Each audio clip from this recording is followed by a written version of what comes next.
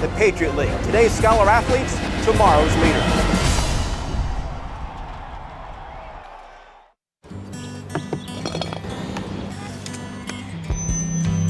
Hello. Hi. How are we doing today? You know, there's something that I wanted to ask you about. Think about this carefully. Why don't you come over here? What's your strong truth? What is your strong truth? So am I just saying what my strong, My strong truth is that we must learn to love each other because of our differences. Don't judge a book by its cover. By helping others, you help yourself. What is your strong truth? To recruit men of high character to represent Loyola. Work hard. Working hard and staying humble. to inspire our student athletes to be the best they can possibly be. To be an All-American on and off the field. What is your strong truth? Finding academic, social, and spiritual success. Learning to live outside my comfort zone and liking it. You never know what you're going to find here. I found my strong truth at Loyola. What's your strong truth? Strong truths. Well lived.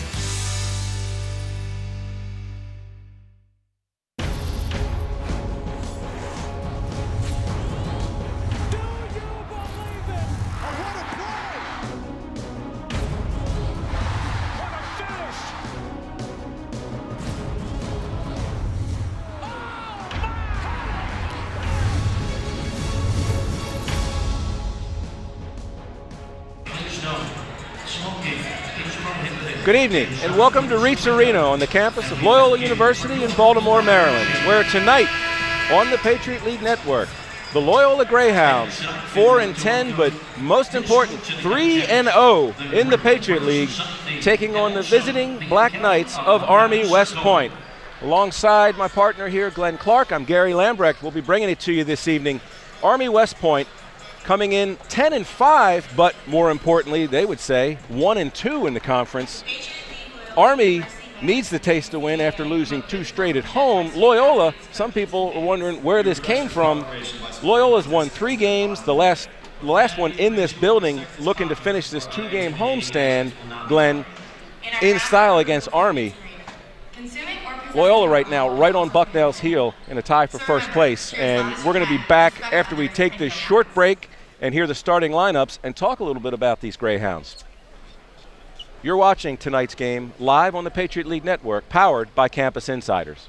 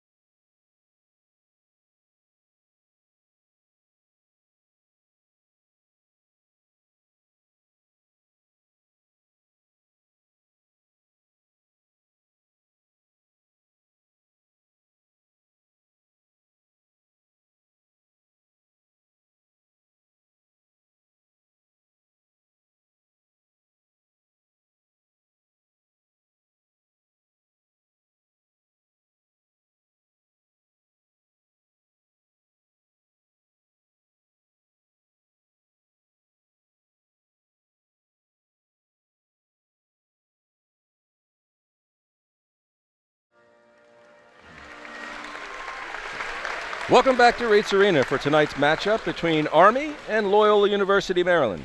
Now let's send it down to the public address announcer for tonight's starting lineups. And now, fans, at this time, let's meet the starting lineups for tonight's game. First, for the visiting Army Black Knights.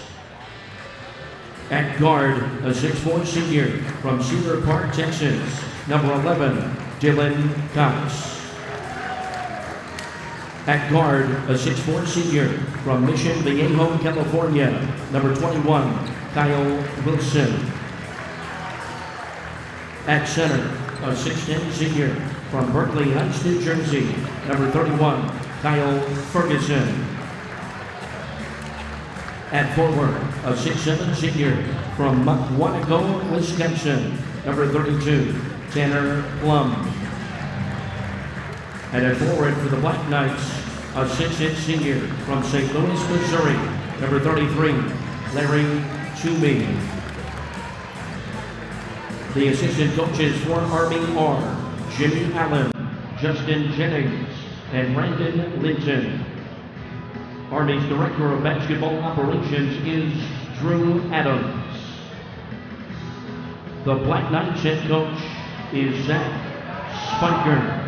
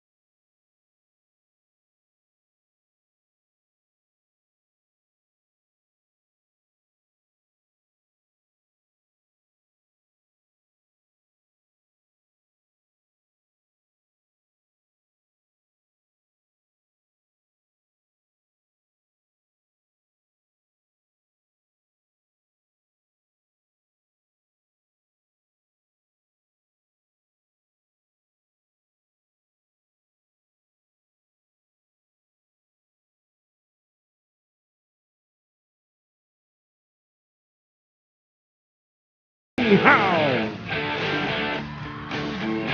At forward, a 6'4" sophomore from Columbia, Maryland, number 35, Chancellor Bernard. At guard, a 6' sophomore from Westbury, New York, number 2, Andre Walker. At forward, a 6'7" redshirt junior from Havre de Grace, Maryland, number 21, Jared Jones. At forward, a 6'10" senior from Washington, D.C., number 13, Franz Ressman. And at guard for the Hounds, a 6'2" senior, also from Washington, D.C., number 23, Tyler Hubbard. The assistants for Loyola are Keith Boo, Josh Leffler, and Trevor Quinn. Loyola's Director of Basketball Operations is Kevin Farrell. Loyola's head coach is G. Smith. Ladies and gentlemen, enjoy tonight's game. So the question is, will Loyola be able to keep this start going? The Greyhounds out of the box in the second season, Glenn Clark. The real season, coaches will tell you, conference time, 3-0. I don't know how many people saw it coming, but Loyola has won 3 different games, 3 different styles of play, and tonight they're up against a team that likes to get up and down the floor and shoot the 3 and shoot a ton of them. No question, Gary. It's certainly hard to see this coming when Loyola started the season 1-10 in non-conference play, but as you know well, coaches at this level build for what they're going to be up against in their conference. It's so difficult to judge against schedules that oftentimes involve very difficult road tests like Loyola faced at Kansas. Now they're facing the teams that they built their roster in order to be able to beat. So far, so good. We'll see if that continues. And we will over these next 40 minutes as the Greyhounds on offense. Andre Walker, the hero the other night, running the point.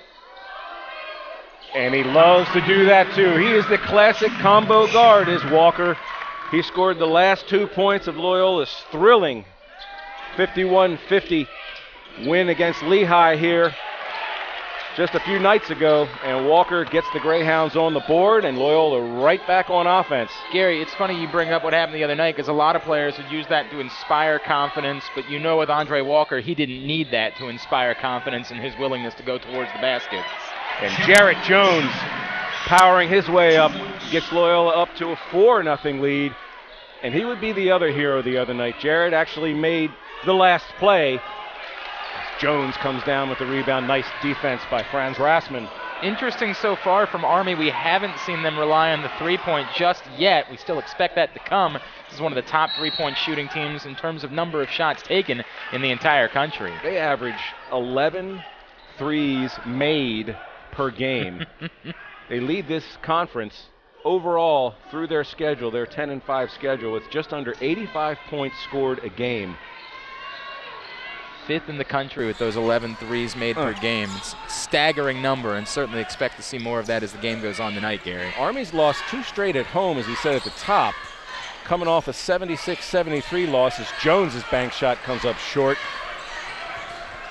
And Army came up short from three-point range. They made 12 at Lafayette in that 76-73 loss on Wednesday, but they took 37. So they missed 25 threes. Right. They shot roughly 33%, and here we see their first three-point attempt of the night. Well, it's not going to be their first three-point attempt of the night, actually. We've got a whistle. Dylan Cox on the illegal screen. Little bump there. All kinds of contact being called this year. I don't know about you, but I'm still adjusting to it. No, Gary, the freedom of movement rules have been very difficult, not because you don't understand what the NCAA was trying to do in promoting offense and wanting fewer games in the 50s and the 60s, but just because it's difficult to see exactly why everything is being whistled. And so many games we're seeing with both teams in double bonus very early on, and frankly in both halves. Yeah. Any touch fouls that seem mysterious, you know, bumping the cutter. I mean, that's basketball, right? Not anymore. Right.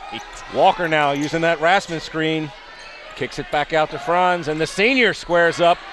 No good. Shot clock dying there, had to get that one off with just 1 second left, and it was a little bit of a crowd around where he took the shot from. Jarrett Jones guarding Kyle Wilson, very prolific scorer throughout most of his time in West Point. In fact, Wilson in the Lafayette loss as Jordan Fox finally gets the Black Knights on the board. And I think he during that loss at Lafayette, Wilson, who's just moved his way up the Patriot League career scoring chart, seems like constantly, he's now 10th all-time in league history, coming in tonight with 1,758 points. Been Kyle Wilson. Remarkable career, one of 2,000-point scorers in Army's roster. Real quick, I thought Fox might have gotten away, Gary, with getting off the floor and that pump fake. I thought that maybe both feet left the floor and he was able to get away with it before he got the shot off.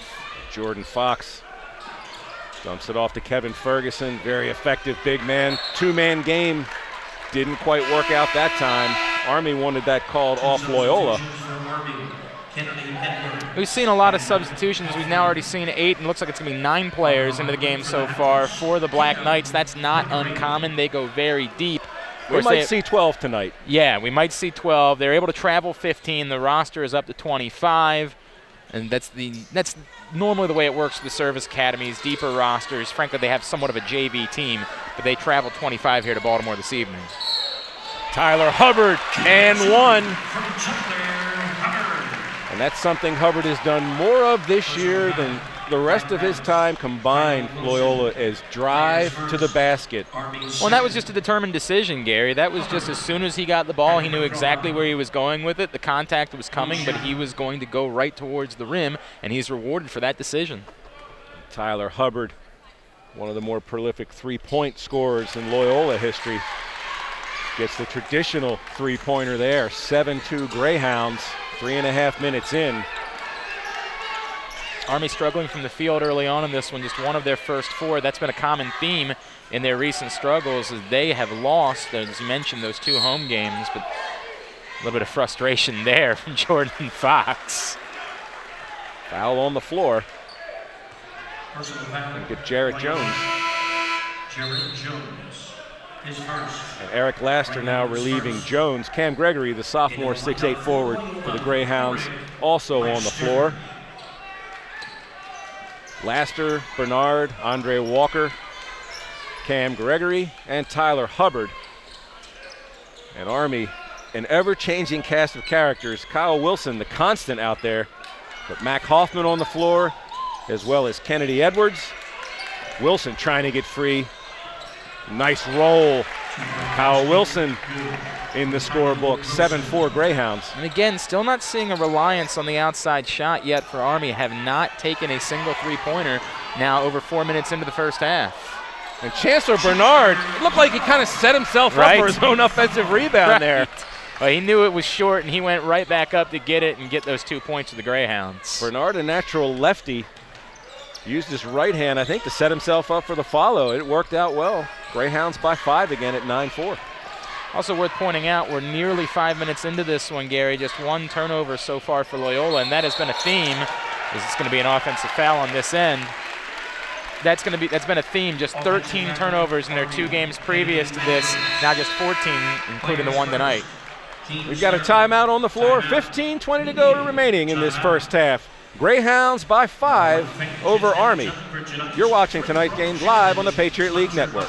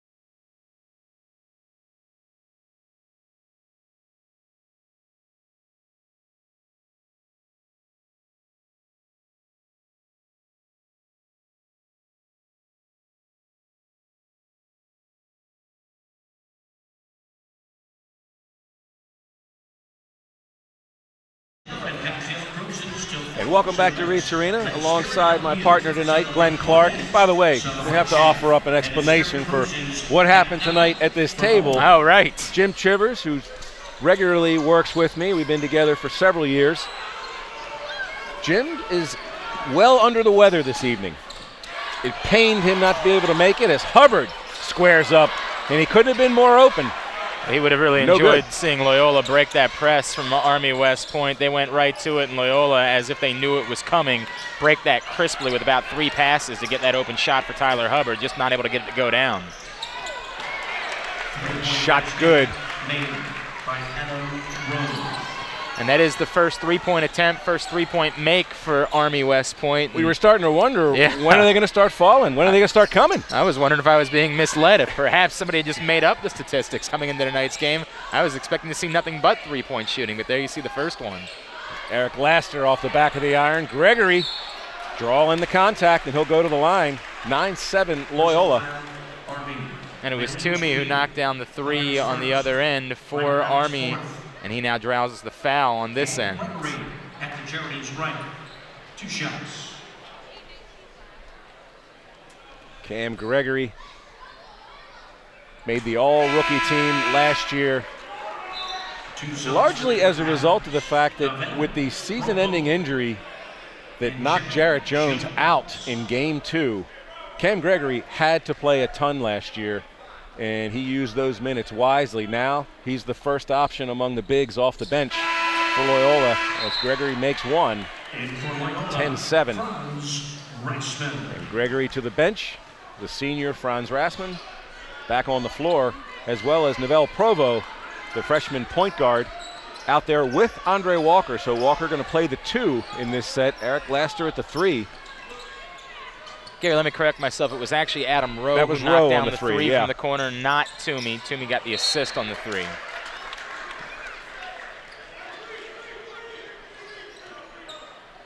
this one will stay here. And Rowe lost that one. Provo on the inbound. And again, that press from Army West Point trying to get some turnovers, but Loyola not an easy team to turn over, as we mentioned. Only one so far. Army just committed its 4th, by the way.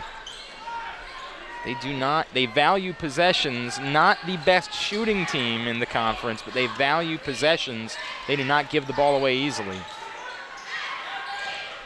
It was a problem early on in non-conference play, but Loyola has cleaned a lot of that up.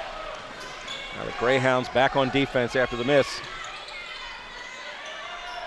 Nice move, but not a good finish by Dylan Cox. And here Jared come the Jones Greyhounds. right on top of that one, got a piece of it as it was going up. Rassman just missed. Loyola's gone a bit cold, just one of their last 6 from the field. After opening at 4 for 8. And boy, the possessions don't last longer than a blink or two. Feels like I'm watching a tennis match right now, Gary. Left, right, left, right. Loyola likes to run too. We'll see if they can get a lead, maybe a sizable lead as this game unfolds. Maybe they start to work that clock a little more because Loyola can play at different tempos. Walker got himself in great position, just couldn't finish. And Provo going to get called for the reach. Loyola really shot the ball well in its first 2 league wins over American and Lafayette, and then boy did they go cold in the first half the other night here on this floor against Lehigh. One of their last 14 in the first half. They were down 29-18 at the break. Well, it's a similar 18. Situation. It's a staggering number, and it only ended up being a 51-50 final. Yeah. Gary, they have gone similarly cold so far in this stretch tonight. Just 2 of their last 11, 1 of their last 7 from the field, have missed all of their last 5, including a couple of really good looks in there for Tyler Hubbard as well as for Andre Walker. And a 10-7 lead, make that a 10-9 lead after Plum loses his defender. And right back. Now Army trying to press their way into a forced turnover here, but Loyola is Provo pushing it up, getting into their offense. So important in breaking that press is Tyler Hubbard, who when he gets the second defender on him does not panic and quickly try to get the ball away. He's willing to continue to look to see the floor and find where the open man is. Provo dribbles behind the screen using Jarrett Jones, and the freshman bangs the 3. And for Loyola, their first make from the field in their last 6 shots. Nice shot by Edwards there. Very soft touch. 13-11 Greyhounds. Loyola trying to extend this Patriot League start to 4-0. Already the Greyhounds are off to not only their best start, their first ever 3-0 in Patriot League play, but only the second time since they've been Division I have they been this good out of the box in conference play. 1984-85 season, and what was the league? The ECAC Metro. Unbelievable.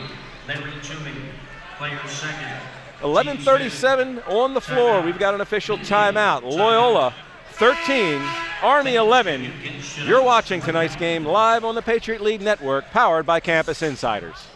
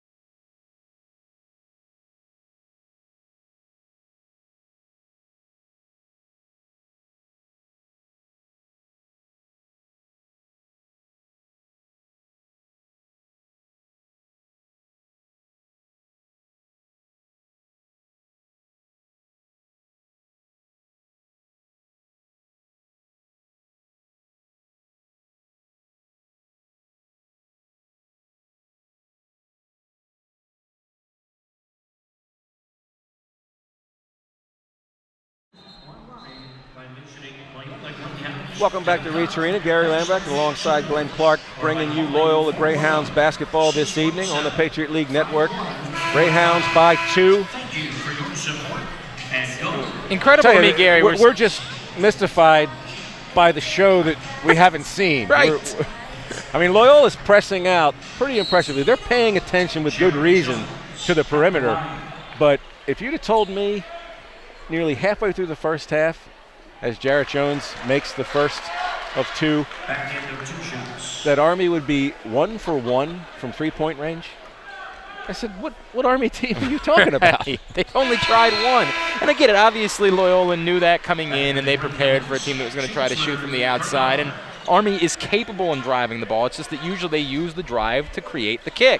So far, we haven't seen that from the Black Knights. We've seen a team that has gone to the rim when they tried to go offensively, taking just that one three-point attempt so far.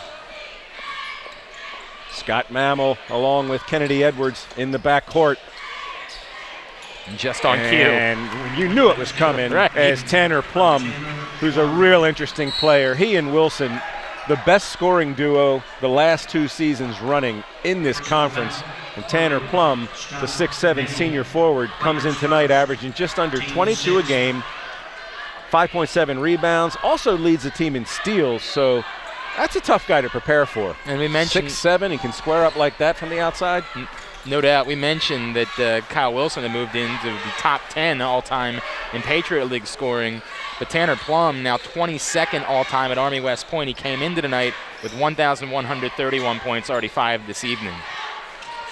If you keep those two in check, you're almost certain to win the game. If you keep one in check, maybe. As Rassman, great defense.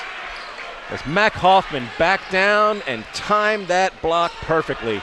Now Laster on the steal. Oh, Loyola trying to cash in on these turnovers, and Laster does.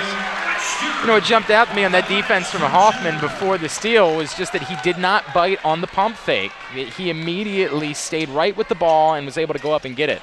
And Edwards with good defense from Bernard. He's denied, but Army keeps it alive. And Plum misses that time as Laster skies for the rebound. And now we're starting to see a little bit more of the Army team that we expected to see when the night began. That's now their 3rd three-point attempt of the game. A little bit more of the team that was advertised to us coming into tonight's game. Oh, the Black Knights were, 5 for their first 10? So they weren't shooting it badly. They were just settling for 2s.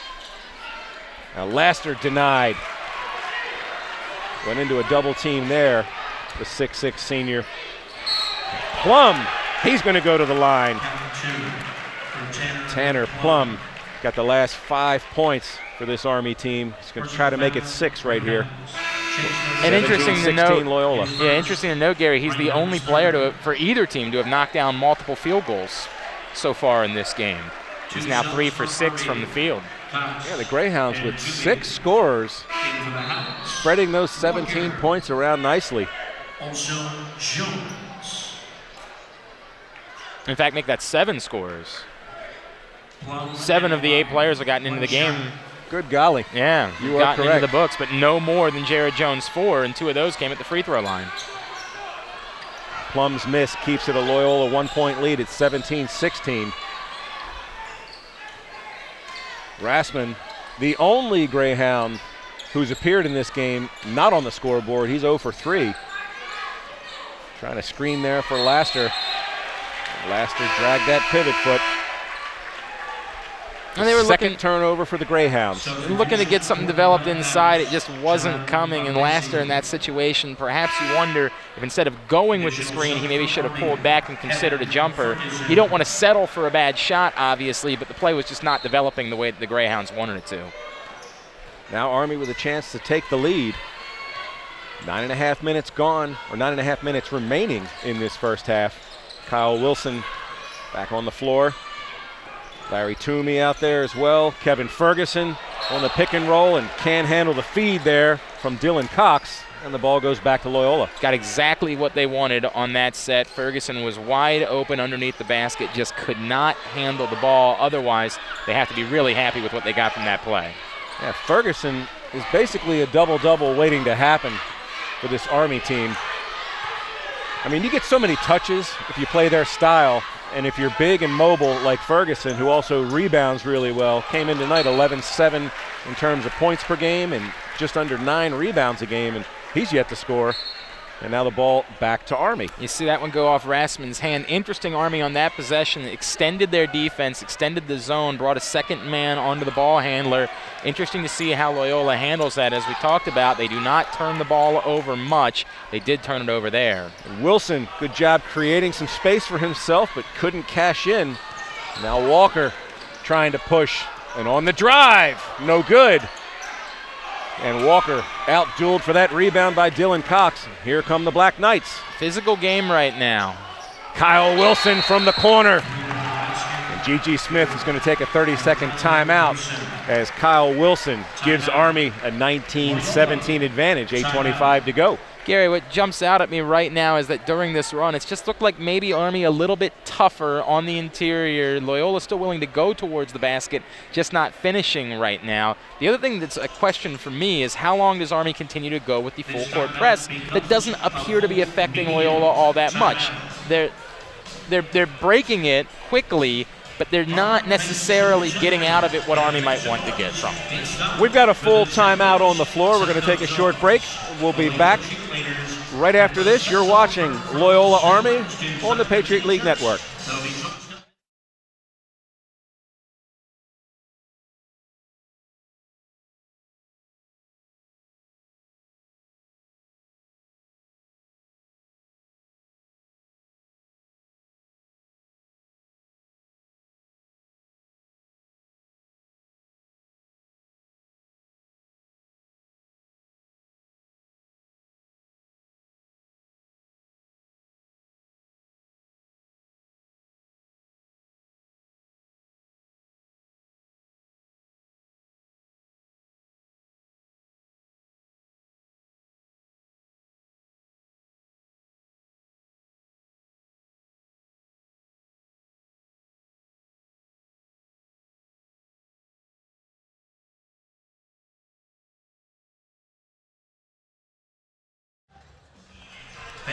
And welcome back to Reitz Arena. Alongside Glenn Clark, I'm Gary Lambrecht, bringing you Greyhounds basketball on the Patriot League Network this evening.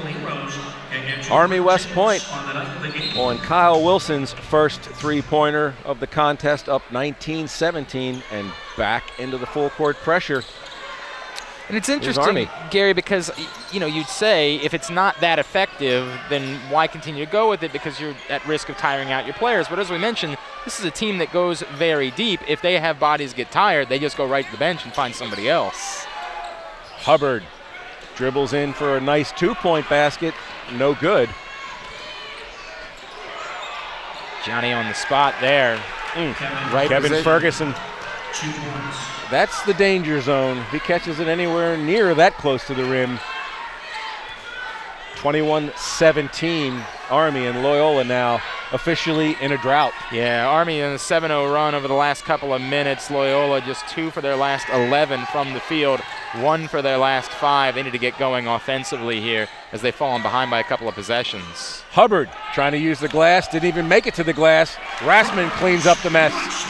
21-19 Army. They needed that. They needed something sort of cheap, if you will, in by the bucket, something easy to get them going offensively once again. Rasmussen tries to hold his ground and does, but the block shot ends up in the hands of the Black Knights. Toomey, no good.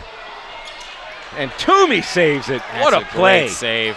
Just a great save to keep that alive for Army West Point. John Amezi on the drive, and he's going to go to the line.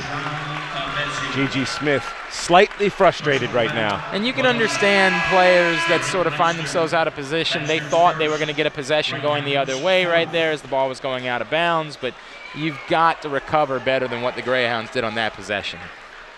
3 shots from Army. Hoffman, 3 chances, and John Amezi made the third chance count. And now the opportunity for the three-point play.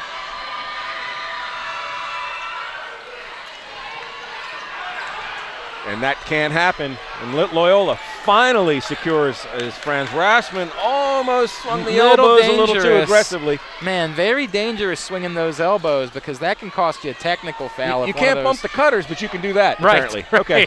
In college basketball. No, I'm with you, Gary. It's strange. But, I mean, you do have to watch for that, because they will hit you with that flagrant one. I mean, it's not the first one, but once Franz got to the second swing of the bows, then and you got to wonder, is that T sign going to go up? What's a basketball mentality, obviously, that you're trying to create room, and you're trying to protect the ball, but at this level, they call that quickly if you're able to make contact, and some defenders now are smart enough to know the contact could be coming and just go in, be willing. You got a strong chin, yeah, maybe an old boxer, go in, stand there, be willing to take that contact. Walker shooting 1-and-1 after the foul by Edwards. Andre Walker been so good for this team almost since he walked into this gym. Comes into tonight's game as he makes them both, averaging just under 13 a game, averaging 16.7 points in Patriot League play. He rebounds, he dishes, he steals.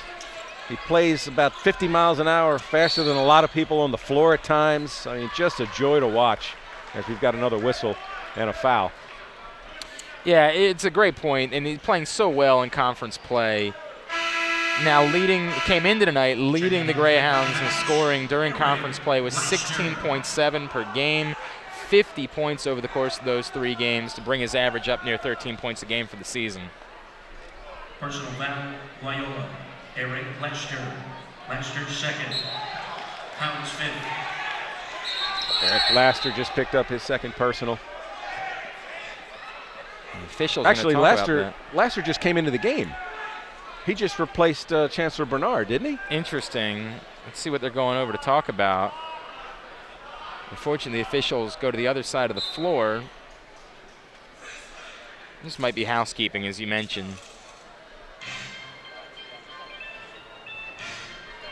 Gary, in the meantime, Army had ballooned their lead up to 4 points, their largest of the first half, and they had the attempt from the free throw line in order to make it a 5-point game from Emezi, but he missed the free throw, and Loyola was able to get the 2 from Walker on the other end.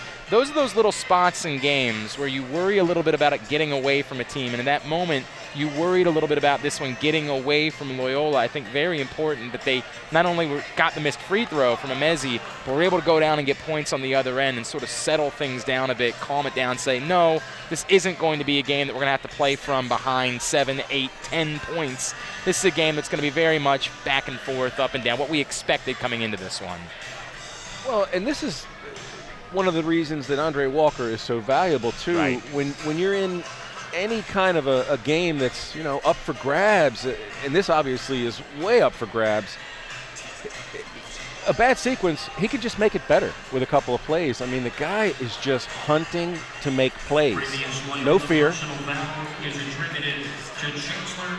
And there you go. There's your answer. Bernard on the foul, who left right after and was replaced by Eric Laster. So a little mix-up at the table, but we're all clear now. It's the second on Bernard, and you certainly don't like these long stoppages in play, but you're glad they got it right. 3-point shot, no good. Greyhounds now with a chance to tie or take the lead. It's good defense on the interior as well there after giving up the offensive rebound. Now they just need to try to get going from the field. They're still just one of their last 5. Jarrett Jones. Nice drop step, using the glass, done. It's perfectly done from Jarrett Jones. You get the position inside, you get the opportunity one-on-one, fakes to his left, goes back to his right, goes off the glass for the deuce. 6 points for Jones, the redshirt junior. Comes in as Loyola's leading scorer and leading rebounder and leading shot blocker, as Plum's shot is no good. The follow doesn't go. Jones with the rebound. Giving up a few too many offensive rebounds right now. That's the 6th of the game for the Black Knights. Walker with the drive. Some heavy English on that shot. Didn't go. And Hubbard tried to kick it, lost it. And here comes Army, and a beautiful ball fake and make by Jordan Fox. Wow, that's N1 mixtape style right there. Looked like he was going back to his cutter, instead took that one right to the rim. The only danger there is that it's not as controlled as, say, a layup off the glass, that you're sort of leaving a little bit of risk, but very pretty from Jordan Fox. And it all happened just because Tyler Hubbard lost the handle. He was trying to make an easy kick out into the corner for a wide open 3. In and out on the 3 is Hubbard. That was tough. Adam Rowe, he's got a couple of inches on him, came out and greeted him and got up, and he had to shoot over top of his outstretched hand. and tried with his body to work that one in. Boy, Plum did everything except scored himself, and Hoffman, not a good job on the reverse layup there. Yeah, Army 11 for 27, and they were shooting over 50% just a few minutes ago, so they're cooling off a bit. That's a great point, but Loyola just won 33% from the field right now, 8 of 24. Oh, they've been chilly for a while. Yeah. Rassman, nice finish. Good spin, and Rassman, who took the longest to score tonight, now he's got 4. Can't do that. You can't do that after a made basket. Cannot allow a transition opportunity, and certainly cannot allow it to turn into an and one. And that's exactly what happened as Army up 27-25, our final timeout of the half. 3:59 to go.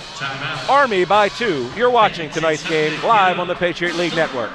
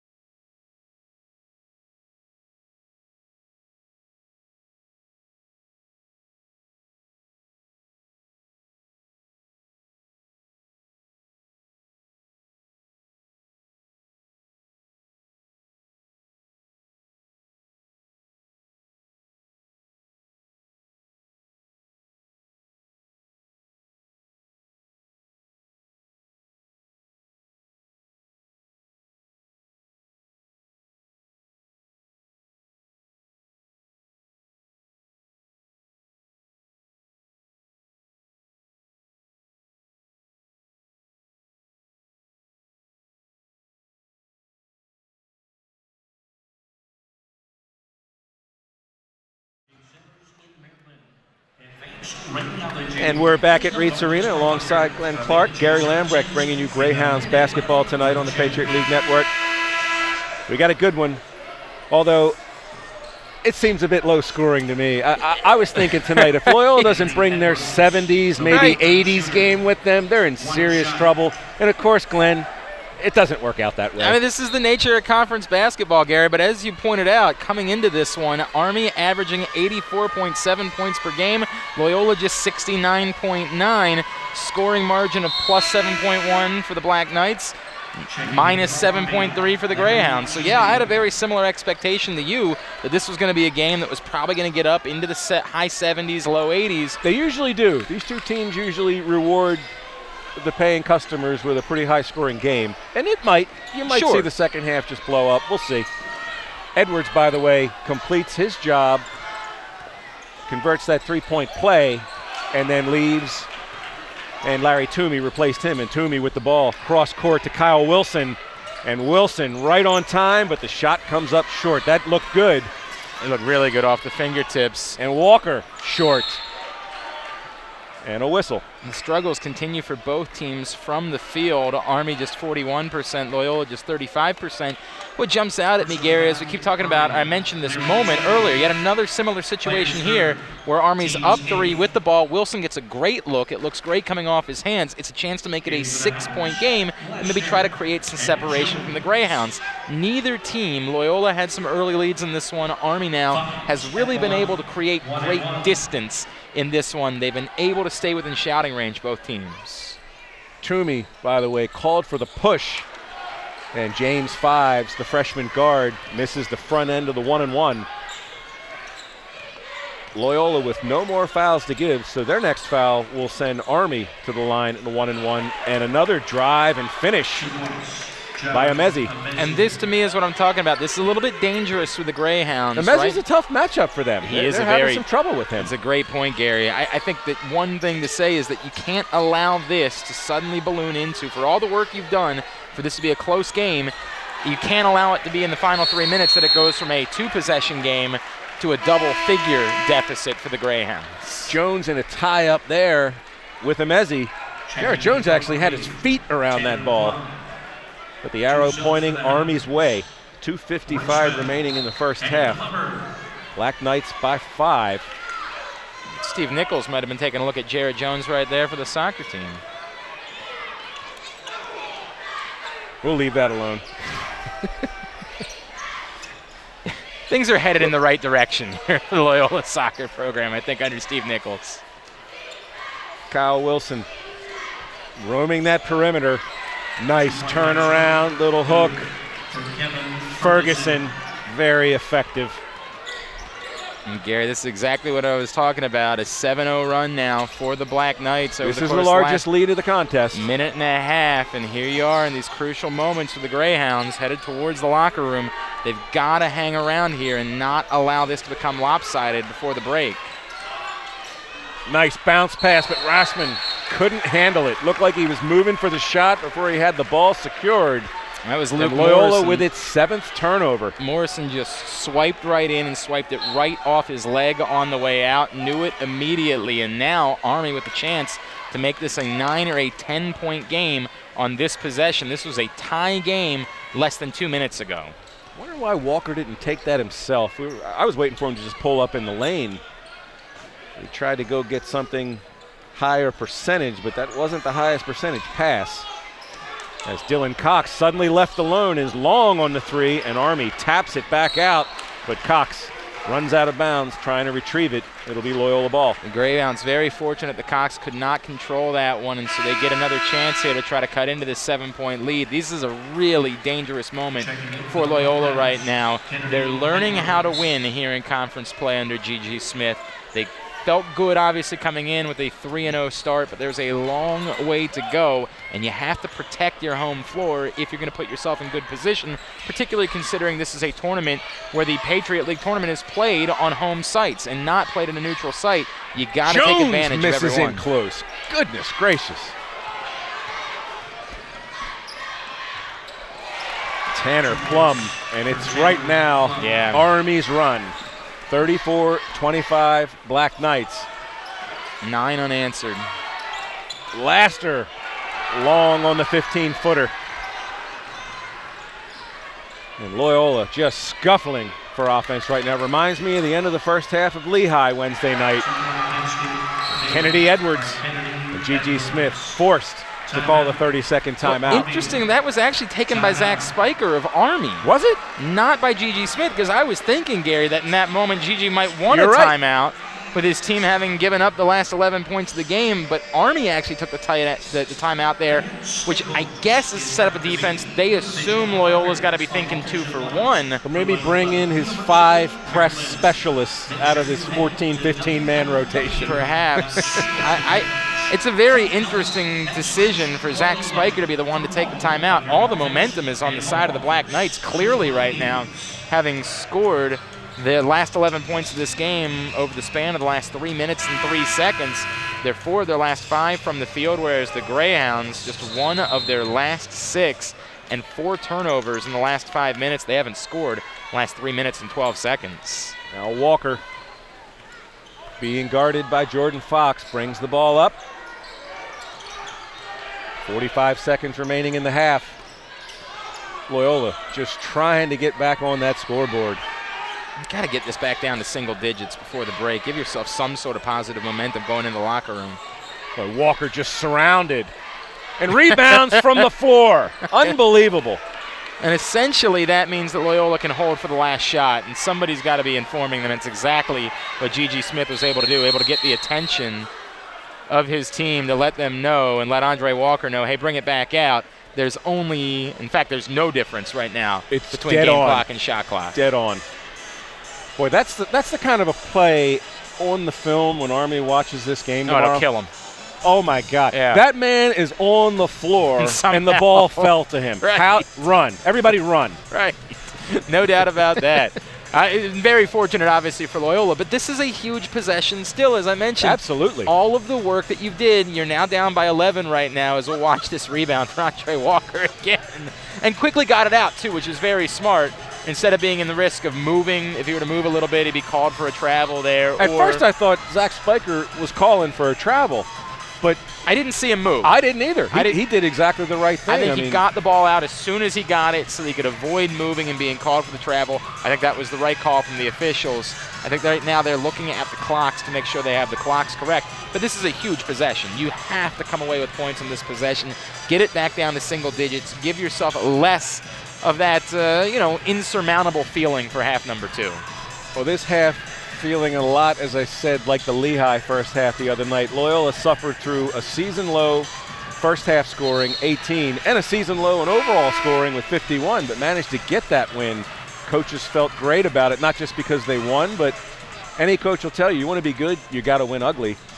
And if Loyola needs to win ugly tonight, fine. They'll stay even with Bucknell at 4-0 atop this Patriot League. Bucknell just crushing Holy Cross today. 98-71. They got 53 points from their bench. They got scorers everywhere. I hear Bucknell can score. Man. Again, actually a little bit slower the shot clock is than game clock. And Walker off the mark as time expires.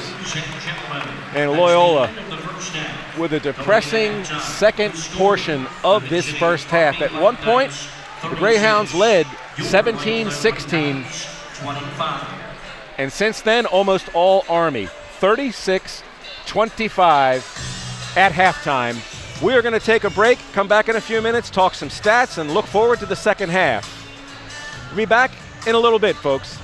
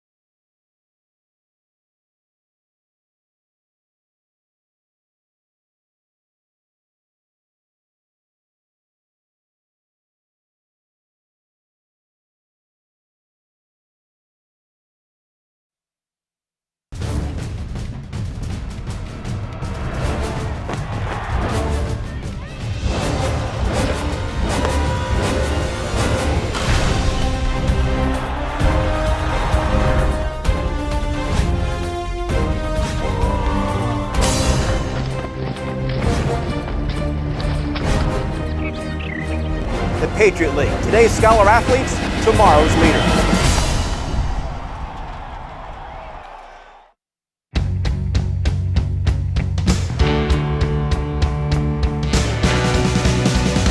You could be larger than life, bigger than the world, living out the hopes and dreams of every boy and every girl.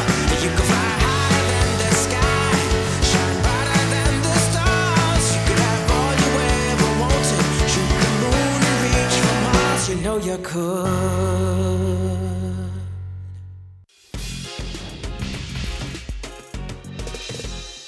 Took some late heroics, but Loyola joined Bucknell as the last two undefeateds in Patriot League men's basketball on Wednesday, while Navy picked up a big road win to improve to 2-1.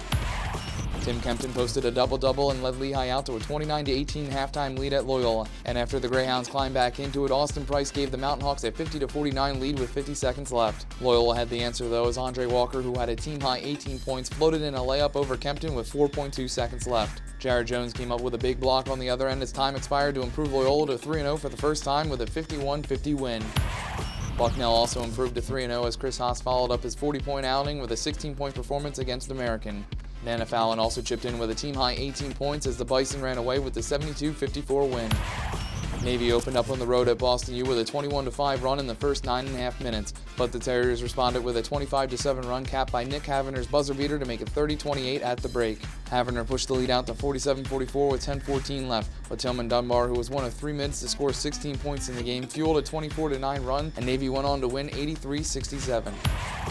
Lafayette's Paula Zalise scored 17 points and led the Leopards out to a 36-23 halftime lead at Army West Point. Kyle Wilson, who had 21 points, hit a 3 to bring Army within 2 midway through the second. Lafayette countered with a 14-3 run capped by Zalise's jumper to make it 63-50 with 6:48 left. Army rallied and Tanner Plum scored on an acrobatic layup to cut the lead to 1, but Wilson's pair of 3-point attempts in the final seconds fell short and Lafayette held on for the 76-73 win.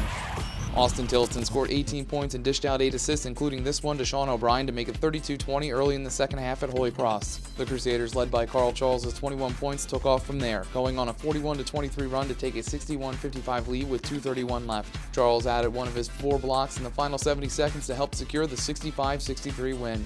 For more live Patriot League men's basketball action, log on to patriotleague.tv for the full PLN schedule. For the Patriot League Network, I'm Jimmy Johnson.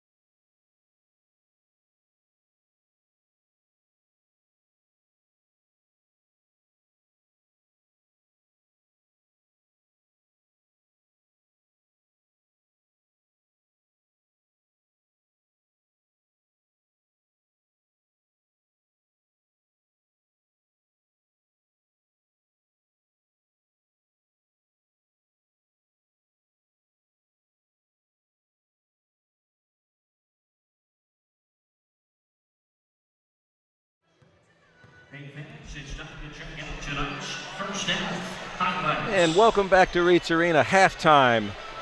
The Loyola Greyhounds trying to stay unbeaten in Patriot League play.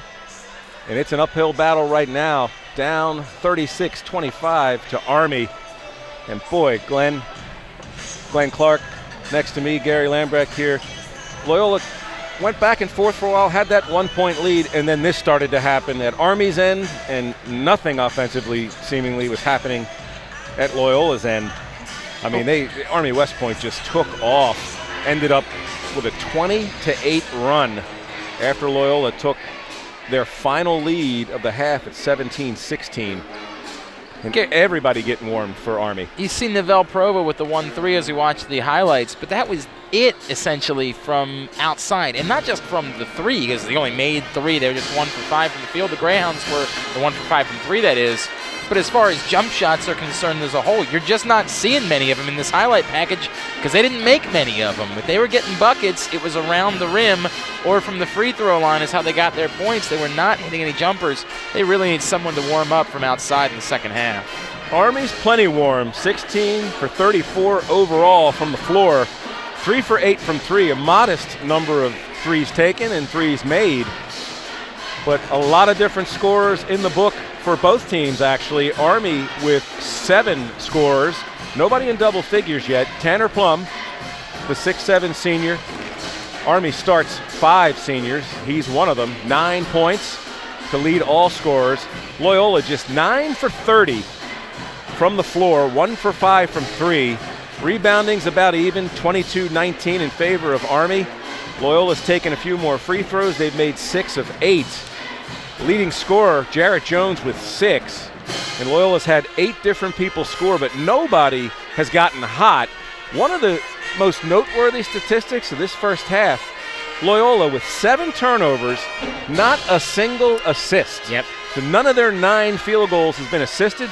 Army, 9 of its 16 field goals assisted. And they spread those around to 4 players, each with 2 assists. So Loyola just got outplayed the second half of that first half. When you mentioned those 7 turnovers, it actually matches the total from their win against Lehigh on Wednesday night when they had 7 for the entire game. All right, we're going to take one last break, come back for the start of the second half. Army 36, Loyola 25. We'll be back in a couple of minutes.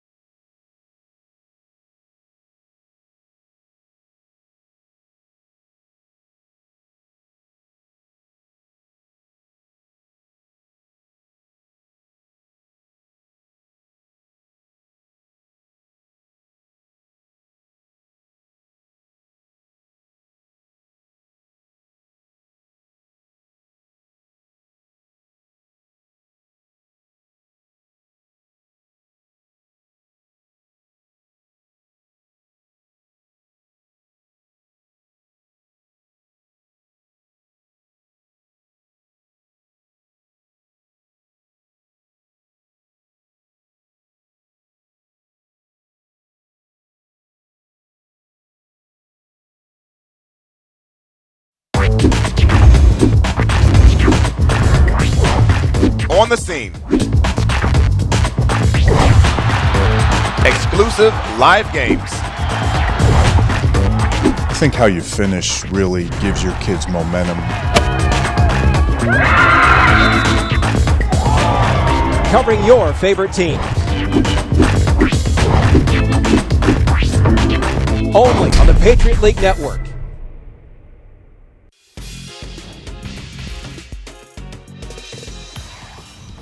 Trailing it by 4, 30 seconds to play. Wilson, a 3 from the right wing, off the front rim, rebound, Plum back up and in, and the foul!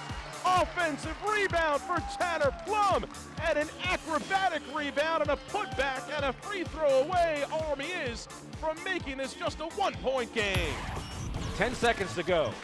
Rassman dribbles, hands it off to Walker. Walker trying to get around Kempton. He got it. Drains it. What a with move there by 4.2 to Walker. go. And that's just the toughness there by Andre Walker, going right at the reigning Patriot League Player of the Year. Steph Smith to inbound. Goes deep to Marshall. Her catching a shot. Goes down. Colleen Marshall and the Loyola Greyhounds with the dagger at the buzzer. And Loyola wins a 66-65 victory. Incredible. A beautiful pass by Steph Smith. And going up high to catch it and release it before she comes back down. Colleen Marshall with the game winner.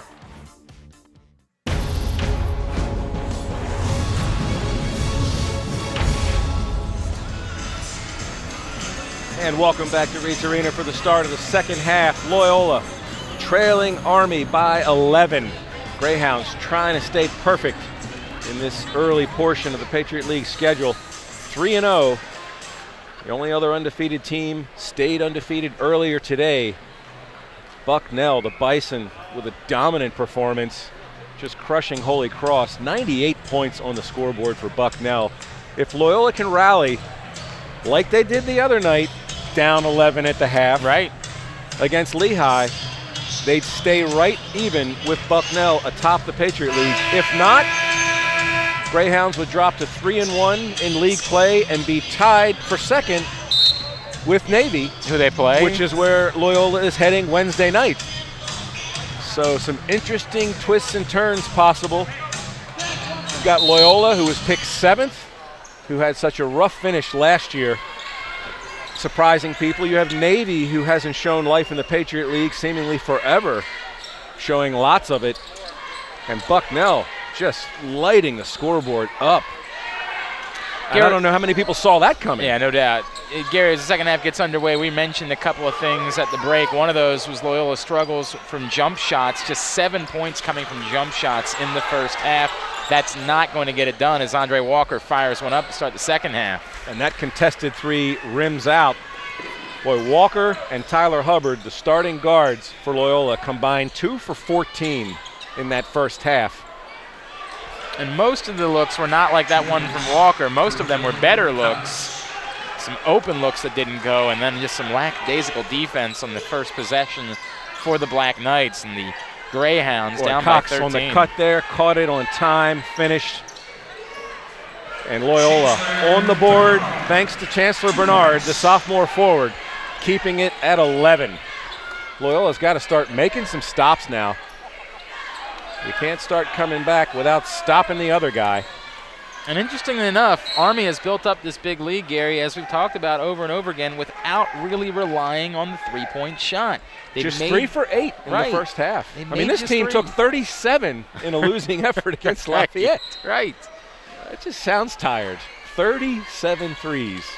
A lot of long rebounds in a game like that. No question about that. And a long three attempted by Plum. And Jared Jones able to pull down that rebound, and we'll see if Loyola can string together back-to-back buckets here. It's been a long time since they've had the chance to do that. Tyler Hubbard trying to get it going. Short. One and done as Ferguson boxes out well and comes down with the easy bucket. Or the easy rebound, excuse me. Missed everything. And now Loyola on the stop. Walker. Very nice. Coast to coast. Walker knew exactly where he wanted to come. He came wide at about half court, but he went right in towards the rim with the reverse. Walker now with 6 points. And Loyola cutting it to single digits. And watch this again. There's that second to fourth gear move of his. Yep. Boy, if Ferguson wisely just get out of the way. Go ahead. Yep. Go ahead. I'll live to fight another play. Give up the 2, not going to bother to give you any contact and perhaps make it more than that. And again, Loyola, they've got it down to a 9-point deficit. They're trying to cut it back in here to start the second half. Boy, Walker and Jones really ignited this team early in the second half against Lehigh the other night. Loyola came from 11 down, only had 18 points on the board at halftime, and won 51-50 the last-second basket, a driving layup by Walker. And short, and he's been short a lot tonight. Don't appear to have their legs underneath them. It's an odd Saturday night game for the Greyhounds. They don't play a lot of those during the course of the season, Gary, and so getting comfortable with that is one thing, but gosh, some of these shots just don't appear as though you're getting the pinnacle when you release that ball. Walker just 2 for 11. And Kyle Wilson, boy, with Chancellor Bernard giving chase. Beautiful. And this is where things can be really dangerous for the Greyhounds. They were trailing by double digits at the half, as we mentioned, without Army really getting going from beyond the arc. The Black Knights are able to do that here in the second half. I just don't know what Loyola is going to be able to do to get back into this one. 41-29. And Bernard draws the contact and spins it in. Well, they've been able to get some stuff done in the paint. They were outscored in the paint 25-12 in the first half, Gary, but they're able to drive in. You'd like to see some of those drives turn into kicks and open outside looks. And let me get the crowd into this one a little bit. It's a very nice crowd here at Reitz Arena tonight. Well, you filled up a lot about 10 minutes before tip-off. Absolutely, and when you consider that the students are still on break, this is a really nice crowd that I think just waiting for one outside shot to get themselves really into this one here in the second half. Three-point play by Bernard, who is now Loyola's leading scorer with 7 points. And Loyola into a bit of a trap here this time down, broken easily by Army, but that's the first time we've really seen G.G. Smith go to that look here in tonight's game. Back to the man-to-man. And on the kick out, the three-point effort is short.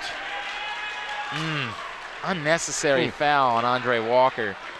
You know, it's a size mismatch, so it's going to be a tough rebound, but when he sort of gave that little bit of an elbow back, I didn't think it was necessary in order to get the rebounds.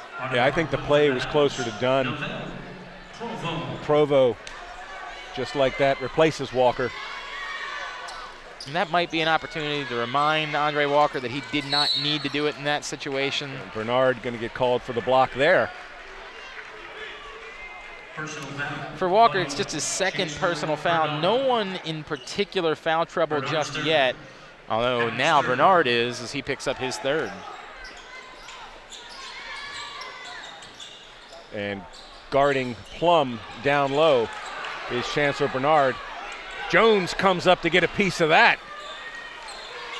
Good stand inside by Loyola. And you'd think Bernard now with 3, they're going to be going right at him in the second half as he remains on the floor here for the Greyhounds with still over 16 minutes to play. Now there is a media timeout coming. And so Jones draws the contact he was looking for. And you wonder if that's maybe G.G. Smith's thought process here is leave Bernard in until the media timeout, try to squeeze in a couple of additional minutes from him with those 3 fouls, then sit him down at the media timeouts. Well, they could have called that on either player. Hoffman got him at the end as well. Sure.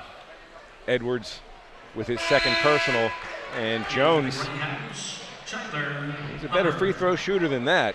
Jarrett Jones he and Andre Walker are tremendous at the foul line. Well, that one was not particularly close. That was Jones. not particularly tremendous. Second one clean. And it's an 8-point game, so Loyola has cut a bit into that Army lead that got up to as much as 13.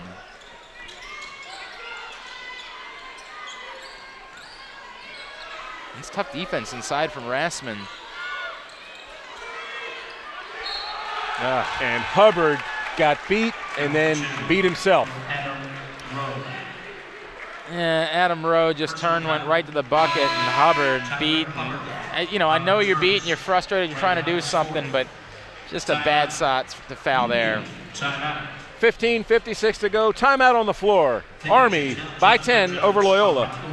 We'll be back right after this.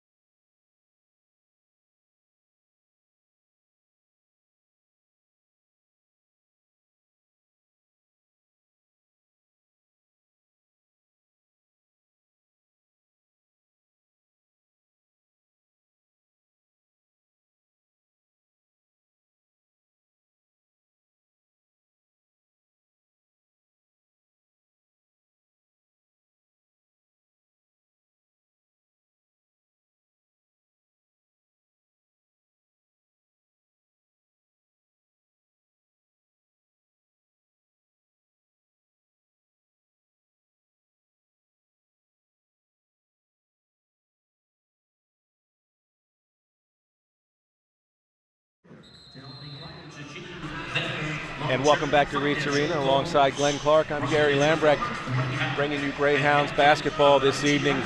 Loyola, just when it looked like they were starting to crack the code a little bit, Glenn, got it down to 8 with a chance to make a stop and get closer.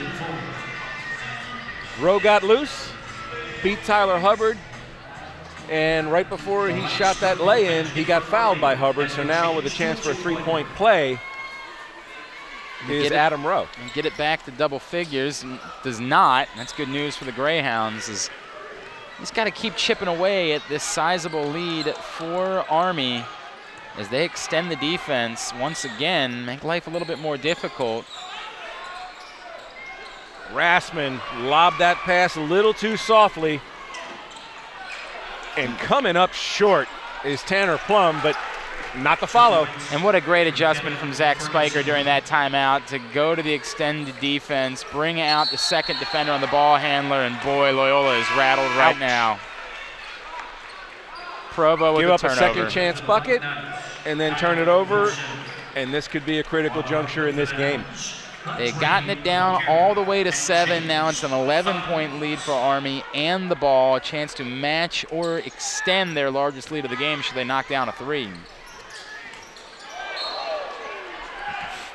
Big swat on that one from Jarrett Jones. We could hear that one. Now, do you give him a block shot? That was a block pass. Right. It was a volleyball spike is what it was, Yeah. Gary. Give him half a block? What do you do? Wilson, James Fives, the freshman. That's a tough task. Hey, freshman, go in and guard the 10th leading scorer in Patriot League history. Good luck with that. Good luck.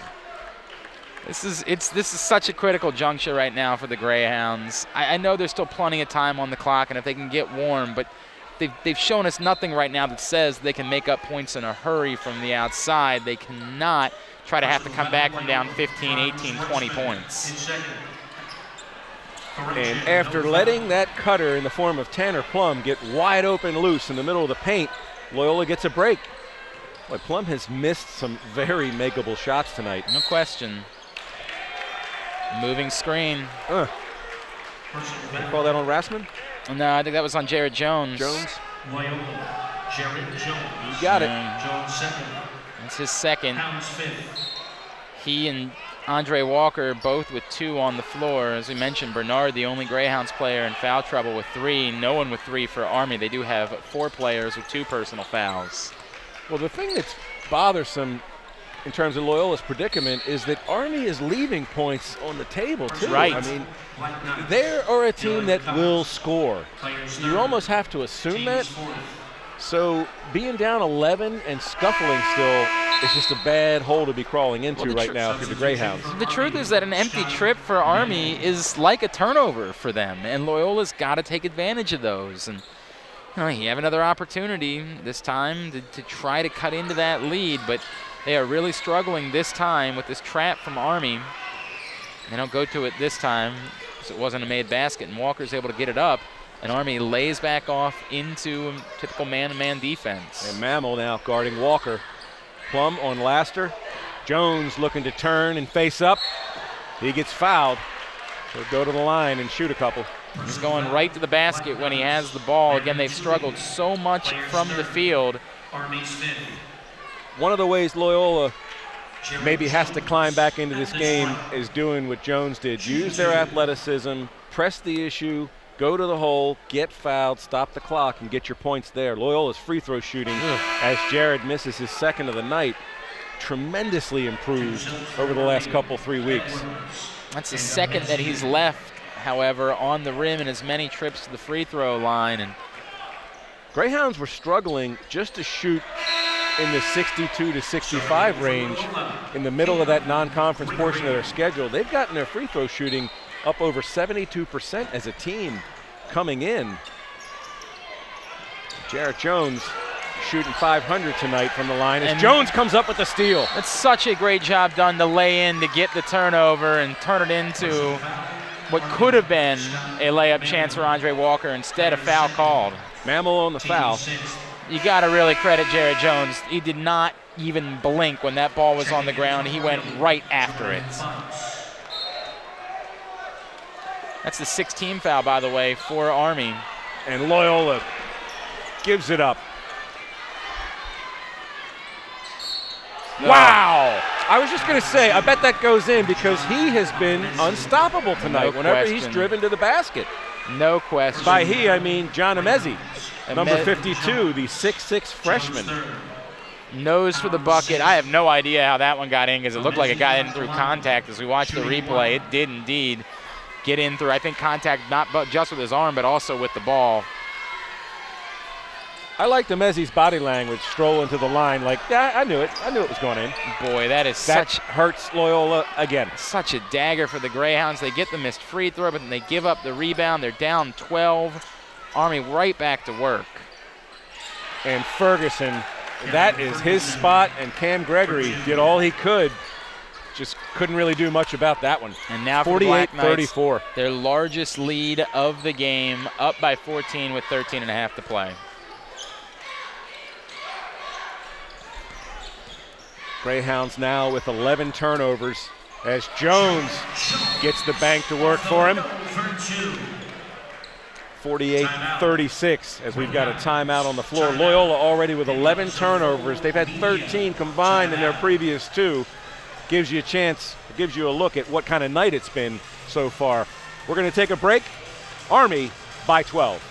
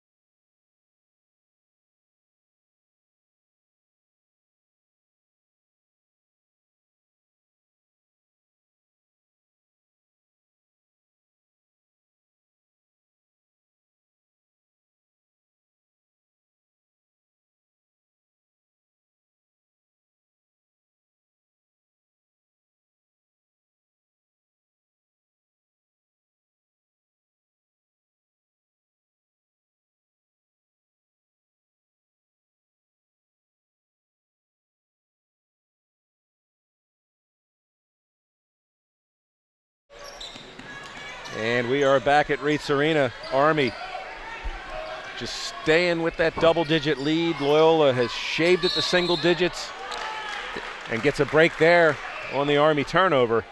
The Greyhounds just in a start-stop kind of rhythm. Can't establish a run, a flow. The turnovers are a problem. Missed shots are a problem. Not too many defensive breakdowns, but that's starting to crack a little bit as well. As Andre Walker, who's had a rough night to say the least, 2 for 11 from the floor. He and Tyler Hubbard just trying to get going. And Rassman definitely took an extra step there. Turnover number 12 for the Greyhounds. I was about to mention, Gary, that the previous turnover, while you wouldn't necessarily credit that to the press because it came in the front court, but it did appear as though Emezi was in trouble still because of all the attention that was paid during the press. However, Loyola just gives it right back, and so, you know, 1 step forward, 2 steps back. It's not a way for Loyola to close this 12-point gap. Jordan Fox. Down low, the ball works its way to Edwards, and he comes up empty. Andre Walker again trying to start a possession that ends with a Loyola score. And Bernard remains on the bench with those 3 personal fouls. Jared Jones now with 3 personal fouls on the bench as well. Greyhounds foul trouble compounding the scoreboard trouble in this one. And Walker finally got the whistle. That was a late one. It was a late one. Importantly, that's the 7th team foul already for Army here in the second half, so Loyola does have that going for them moving forward. That was a really late one. I mean, Andre was laying on the floor like, I'm not getting up until I get a whistle. Fortunately, it came. Yeah. And Walker, one of the best free throw shooters in this conference, does his job on that one. He came in tonight 81.2%. And Andre struggled early in the season. He struggled from the field here tonight, just 2 of 11. Interesting to see how it is that G.J. Smith will handle Jared Jones with those 3 personal fouls. And we see Bernard getting coming up back in to check back in. But Jared Jones has been their best offensive option in this game, most efficient offense, getting his back towards the basket, making one move, going off the rim. He's 3 of 5 from the field. He leads the team with 10 points, leads all scorers in this game with 10 points. Down to a 10-point advantage now for the Black Knights. Make it 13 as Tanner Plum wastes no time answering Army. 51-38, up 13 over Loyola. And Loyola has no answer for the outside shooting of Army. They're just 1 of 7 from the 3-point arc. They came in tonight shooting roughly 30% from outside in this game. They cannot continue to try to have to fire away if they still struggle and trail by 10-plus points. And Rassman going to be called for the charge there. And nothing going Loyola's way. They can't do 2 or 3 good things in a row right now, which is no way to get a run started as we go into another official timeout on the floor. 51-38 Army. You're watching tonight's game on the Patriot League Network.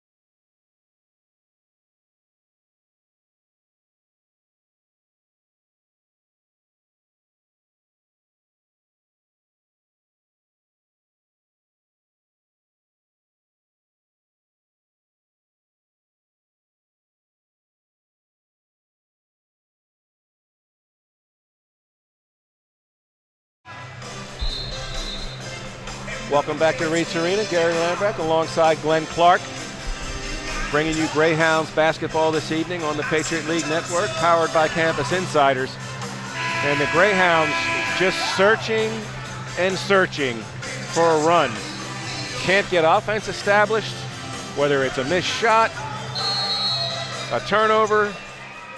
Army's outside shooters starting to wear Loyola down as we head into the middle portion of this second half. Gary, they've actually Loyola doesn't spark something soon. I mean, this game's just gonna die. I mean, the Greyhounds are really struggling to generate offense. They've actually improved from the field in the second half. They're 4 of 7, 57.1%. Those turnovers. Yep, those turnovers, no question. And Army is not slowing down on the other end. And Rassman got boxed out and then committed the foul, and that's just Loyola frustration showing. And now he's up to 3 personal fouls as well. Loyola in a lot of foul trouble right now. And he's about to exit as Cam Gregory is about to enter. Tyler Hubbard making his way to the substitution area. He'll replace James Fives. Now, interesting, Jared Jones remains on the bench, and you know, this is the problem with 3 personal fouls and being a guy who wants to go work in by the basket. I say he comes in soon. Yeah, I don't know how much longer you can afford it. At this point, you're trailing by so much, and if you don't bring him back in, you have the danger of when you do bring him back in, it doesn't matter anymore at that point. You might as well get him back out on the floor. If he picks up a 4th foul, you kind of have to live with it because you need something to get your offense going. Absolutely. Larry Toomey hands it off to Dylan Cox. Wilson. Boy, what a move. I mean, he just exploded by Chancellor Bernard, and it was over as Kyle Wilson converts. And now Army with a 15-point lead over the Greyhounds. And everything about that possession is just so killer for the Greyhounds. They give up the second chance opportunity off the free throw miss. Then the shot clock works all the way down. They spend another 30 seconds and get the bucket anyway. Bernard way off the mark. And Army's done that more than I would have expected, work the shot clock. As the bank shot by Cox is no good. Ball's going to go back to the Greyhounds. This team, one of the fastest in the country, like top 10 in the country. Something like 14 seconds per possession. Yeah, absolutely. Before they get to their first. Absolutely. I mean, that's fast. Yep. And we've seen them work that shot clock under 15, under 10, more than once or twice tonight. Interesting there, we also saw a little bit of the crab dribble from Cox as he was moving into that drive to the basket. So that LeBron James high dribble that doesn't really look like it's in control, but was able to use it, just wasn't able to finish. Walker again short off the front of the iron. Almost reached in for that foul there. And Amezi going to go to the line. He is a handful. What an explosive first step the freshman John Amezi has. 6'6", 215 out of Waxhaw, North Carolina. And that's his fourth personal foul for Bernard. And we are indeed going to see Jared Jones and Franz Rassman back into the game here, both of whom come in with 3 personal fouls. I think Coach G.G. Smith almost has to concede some defense here. I mean, Chancellor Bernard is on the floor primarily for defense, for intangibles, loose balls. He's a real glue type of player, and he shined a couple of times during that Lehigh game. But right now, Loyola needs points, and they've got their scorers on the floor. And they get beat on the glass once again here to extend another possession. Ball sort of luckily pinballs for the Black Knights. Did that go off Walker's knee? It did, and everything is going the way of Army right now. And standing just right in the spot was Kevin Ferguson. He just said, hey, all right, I'll pick up the ball. Keep possession alive. And right there, nearly gave it back. Instead, 15-footer, no problem. Army by 17. Greyhounds in serious trouble of their first conference loss. Look, this isn't to say that Army doesn't deserve to be up by 17 points, because they do. But when that type of possession comes together, you start to have the feelings of, you know what, it just might not be our night tonight. No question. Just might not be. Now, you got to still try. There's still 9 minutes left in this game. You got to try to get some shots strung together, close the gap a bit. But and Rassman puts a little Band-Aid on the problem, but a lot of work left to be done for the Greyhounds. 55-40 Army. And there's that man again. Well, this is sort of a strange version of a heat check, right? Like, it's not a 3 that he tossed up. Instead, everything has gone in for him around the rim, so he just goes underneath, tosses it up with his opposite hand.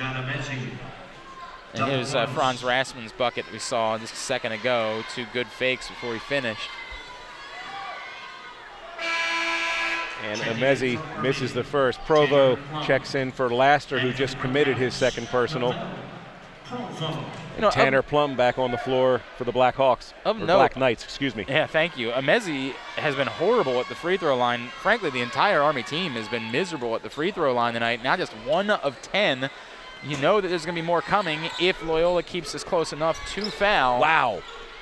That is something interesting worth keeping our eye on if Loyola can cut further into this lead.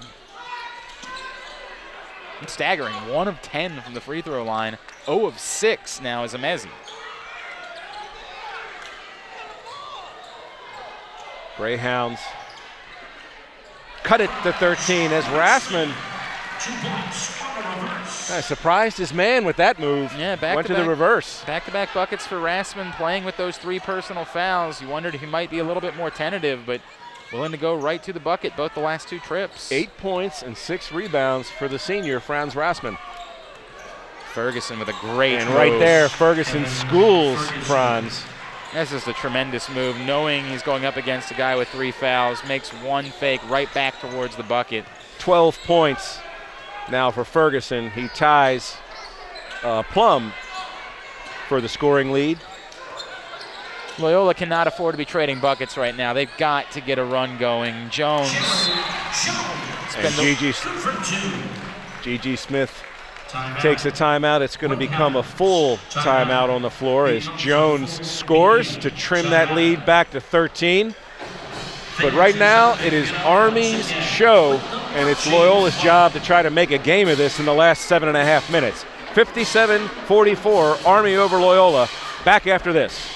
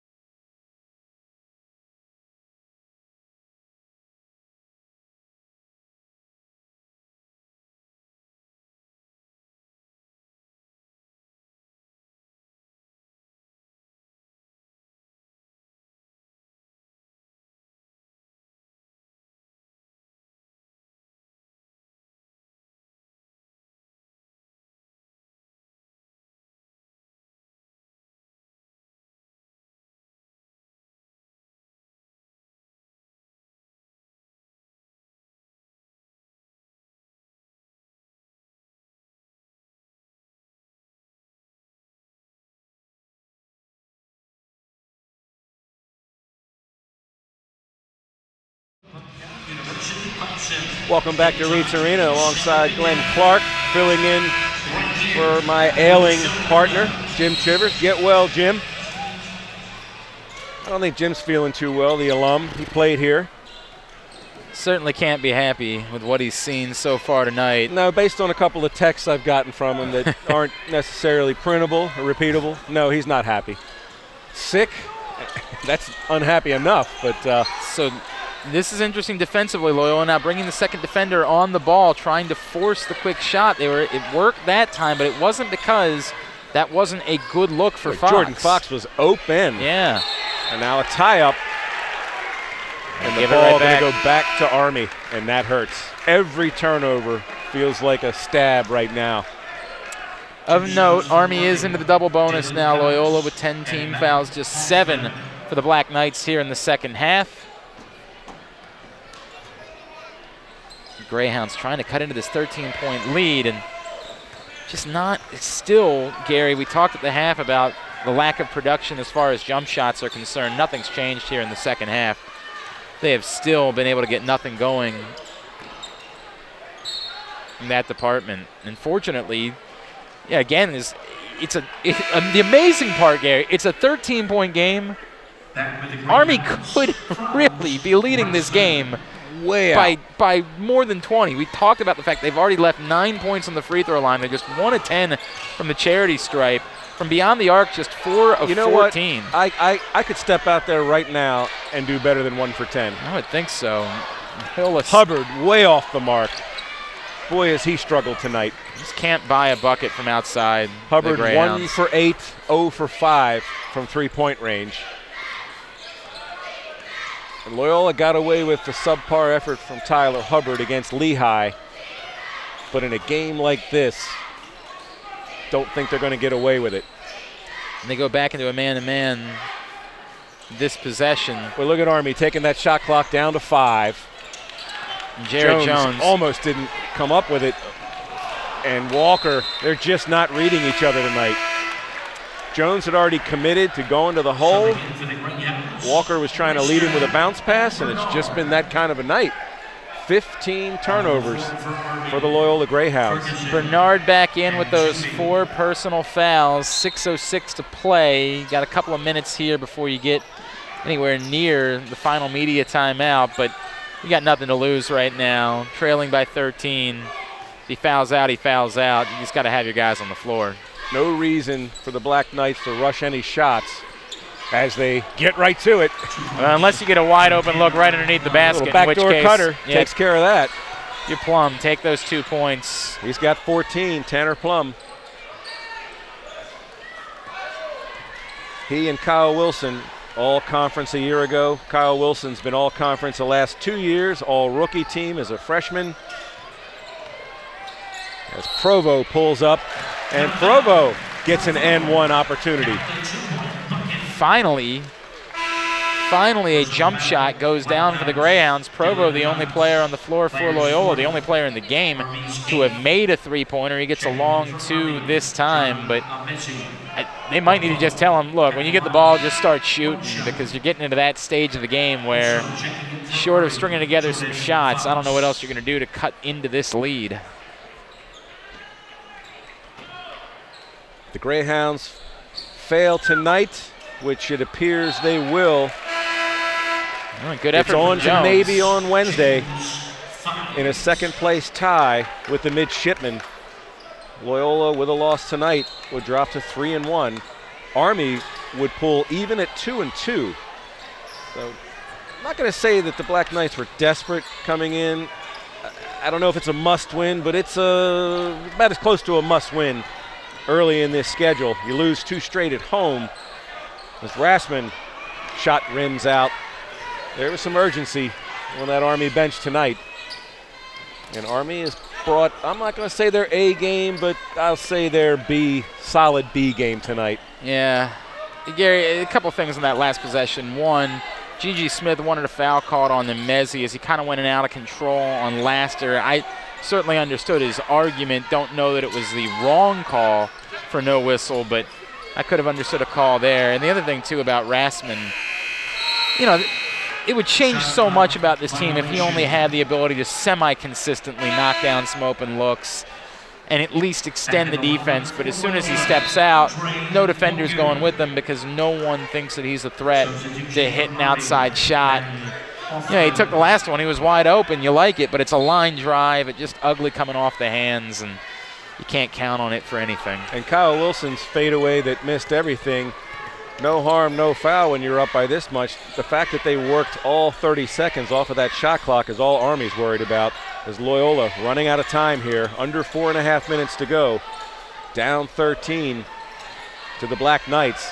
And Laster follows up his own miss nicely and gets fouled, and Laster gets a chance for a three-point play after missing an open three-pointer. He pushed that one a bit, and he knew he did as soon as he released it, so credit to him for going right in after the ball and keeping this one alive. As a miss there, trailing by 13, would have given Army the opportunity to work the clock under 4 minutes.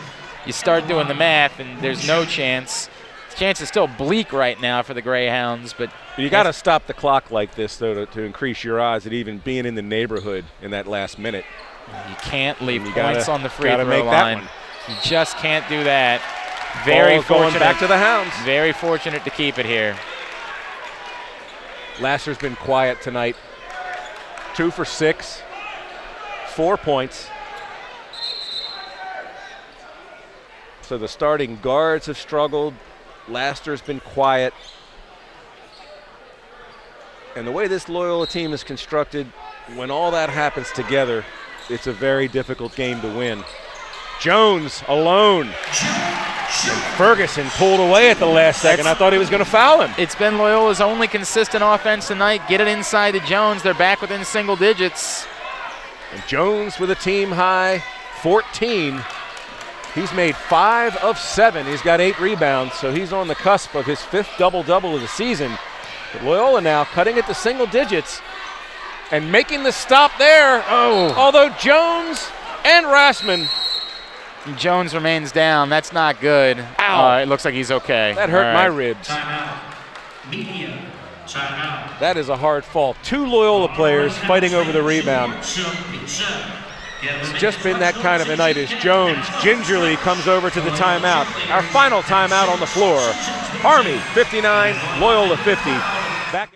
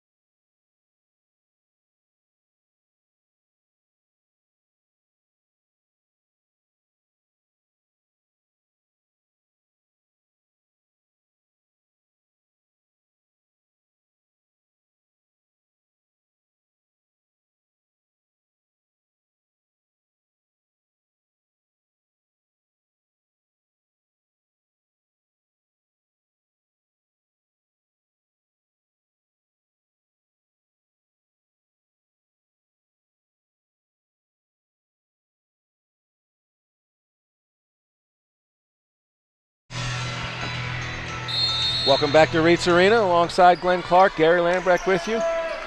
The stretch run upon us as Army tries to seal this one on Loyola's floor. Interestingly enough, Gary, a season ago these teams did split their games, but the wins each came on the road. Army winning here at Reitz Arena, Loyola winning at West Point. That stretch looks like it may continue if the Greyhounds can't put some sort of dramatic comeback together here in the final 4 minutes. The sixth meeting between these two schools tonight. Army with a 3-2 lead in the short series.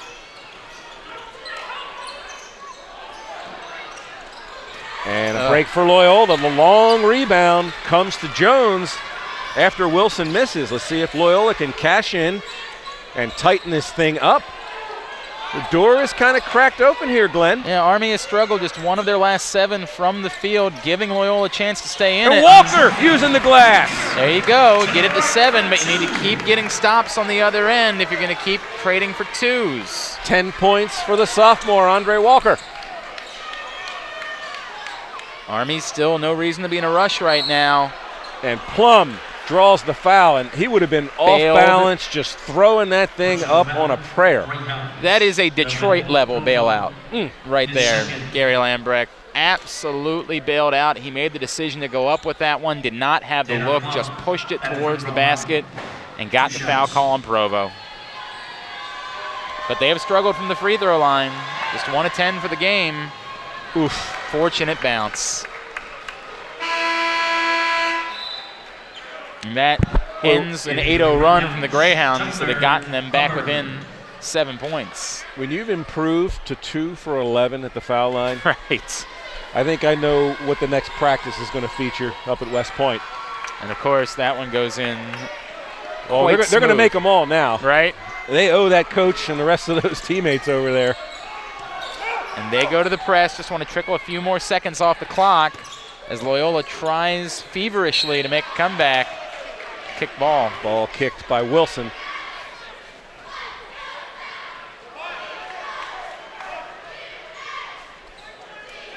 It's not insurmountable from the Greyhounds. I just don't think that they're going to be able to overcome 9 points in the final 2:45 without knocking down a couple of threes, and they've only knocked 1 down in 10 attempts all game. It's been a struggle for the Loyola guards tonight. And it doesn't look like right now anybody even wants to try to take a shot from the outside because everyone's so cold. Walker hitting the floor hard again. Personal foul, Black Knights, Kevin Ferguson. It sort of reminds Ferguson you with the personal, that's his second. Wearing that number 2 reminds you the type of move that Mello Trimble might make down the street in College Park. Just go right to it. Walker plays like a tight end, though. Yeah, I mean, he really has a football streak in him. Well, that was a good stroke on that first free throw attempt. Loyola cannot leave any points at the line the rest of the way.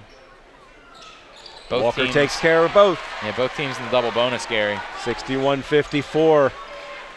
2.5 minutes to go here. Loyola scrapping their way back into this. Trying to finish with a flourish and steal this one back from Army, who has controlled this second half. And that's an exclamation point for you from Tanner Plum. Just went right to the rim.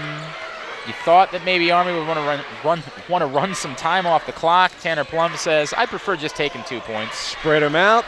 Baseline left open. That's what I'm talking about with Rassman.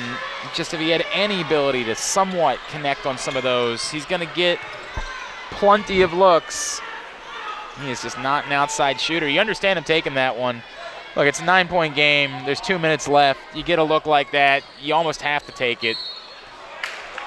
And Jones is going to pick up his 4th foul. Jones had to foul. 63-54. Boy, that slam just took the air out of this gym, too. Kyle Wilson, shooting 2. These fans got a little stirred up in the last 3 or 4 minutes. And we'll see it again here as Plum. And the danger there for Jones. Rassman rotated up just a bit, and that baseline was wide open. And I don't know what you want Jones to do in that situation already with 3 personal fouls. Do you go in risked drawing the intentional foul in that spot. It's easy to say whatever you do, do not let him finish in that moment. Yeah, I think that play was over. Yeah. On the second step, he was gone. I think so too, Gary. Wilson puts the lead back up to 11 as they've made, what, 4 in a row now at the line? And really at this point, Gary, you almost can't even think about twos. Jones corrals Laster's miss. Andre Walker, and Walker drains it. G.G. Smith going to take a 30-second timeout. It was 1:24 to go. It was open, but you wonder where that's been all game, Gary. That's just his first three-point attempt. He now leads the team with 15 points, or his first made three, that is. It's Loyola's second made out of 13. Three. First three-pointer of the second half. Hubbard 0 for 5. Rassman and Laster 0 for 2. And Franz really isn't a three-point shooter. He's good from 15 feet in. Walker just 3 attempts, as you pointed out. And then Provo, way back when Loyola had a lead in this game. Right. 1 for 1. Yeah, as we said, Loyola led for the better part of the first 11, 12 minutes of this game. They just weren't able to build onto it. They kept Army hanging around. And the Knights put together a big run. When we did the math, I believe we'd figured out that their run to close the first half, Gary, was 20 to 8. 20 to 8. And that changed everything in this game, and Loyola has just not been able to overcome it. Loyola at this point has outscored the Black Knights here in the second half, but that 20 to 8 run changed everything. The Greyhounds still trail by 8 here with 1:24 to play. They've got to come away with the steal. You know they're going to go with the full press. The question now becomes, when do you start fouling? An 8-point game in 1:24, I don't think you can wait very long. Not a lot of breathing room. Yeah, I think you got to start sending the Black Knights to the free throw line pretty quickly if they break the press here. And count on the 1 for 10 Black Knights to reappear. You have to hope. Now Army trying to get into their set. And Laster anticipated nicely, just couldn't quite get there in time to secure that steal. And boy, if he comes away with that one, is able to go towards the basket, all of a sudden we could be looking at a 2-possession game with 1:17 to play. So much would have changed. And very wisely, and you certainly understand, given the circumstances, why Zach Spiker would want the timeout here. He saw Loyola, what they were doing defensively, and said, we need to talk about it. We need to have a better strategy. No question. And you're in the driver's seat, 1:17 to go, up 8. Well, here's the other question. It's about don't do something foolish to help us lose this thing. Gary, you don't need to play overly fast. You don't need a fast shot. Did they get the ball over half court there? I thought Laster cut in front of us. I think it was before half court as well. No, I thought it was right. Oh, you think it was on right the at? line, Okay. maybe just over the line. Okay. Where Laster actually contacted the ball. Loyola will go right back into that press. Jones and Laster doubling up Wilson. Army able to break it. Now you got to start thinking about a foul. Looks like G.G. Smith's going to be content to play defense here.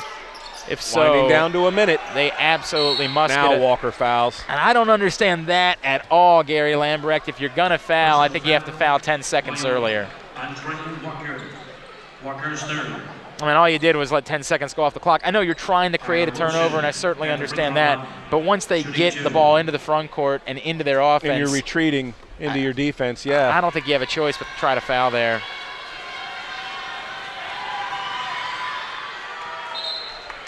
Now Wilson. And of course, of all the guys to foul, right? Piles up some points. Late in this game, he also has 12. Plum with 18, Ferguson and Wilson with 12 apiece. Boy, it's nice to have seniors. No question. Army starts 5 of them. This team will be heard from this year. That 1-2 start, the 2 straight losses at home. Army's capable of losing to a lot of teams, but they can beat anybody too. They are 10-5 overall coming in. Loyola 4-10 after that nightmarish 1-10 start in non-conference play. Well, and they're about to take 3-0 in Patriot League play. They're about to take their first loss in Patriot League play. You mentioned those seniors. for Army. Real neat note that was passed along by their sports information department. Each senior at West Point presented with their class ring during the ring weekend. The rings are distributed at Trophy Point with the cadets wearing their India white uniforms. The rings presented to the senior class, the class of 2016, include steel from the World Trade Center as well as gold from past class rings which have been donated. It's a really neat story about this year's class rings, as you mentioned all the seniors in this Army team.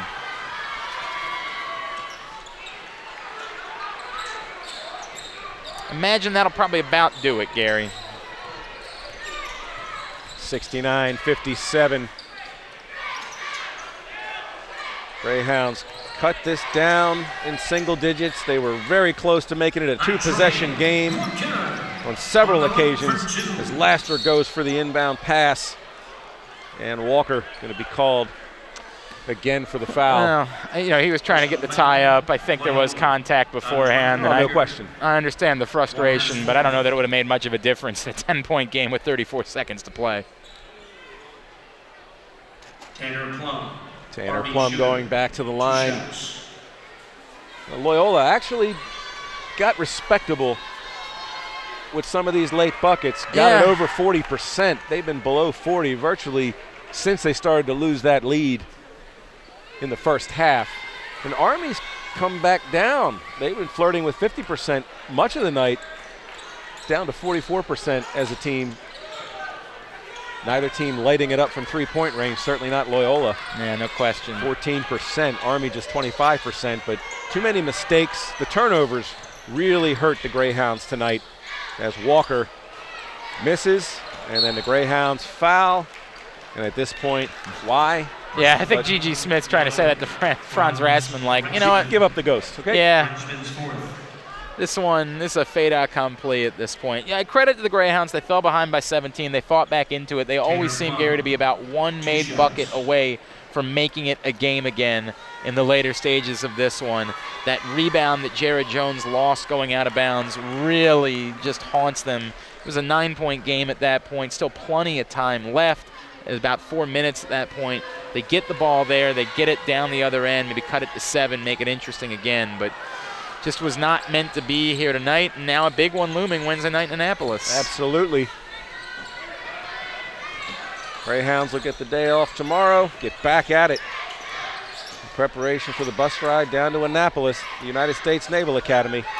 Back-to-back Service Academy opponents for the Loyola Greyhounds.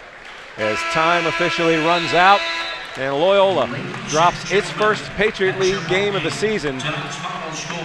Greyhounds now 3-1 after the 73-59 loss to the Black Knights of Army West Point.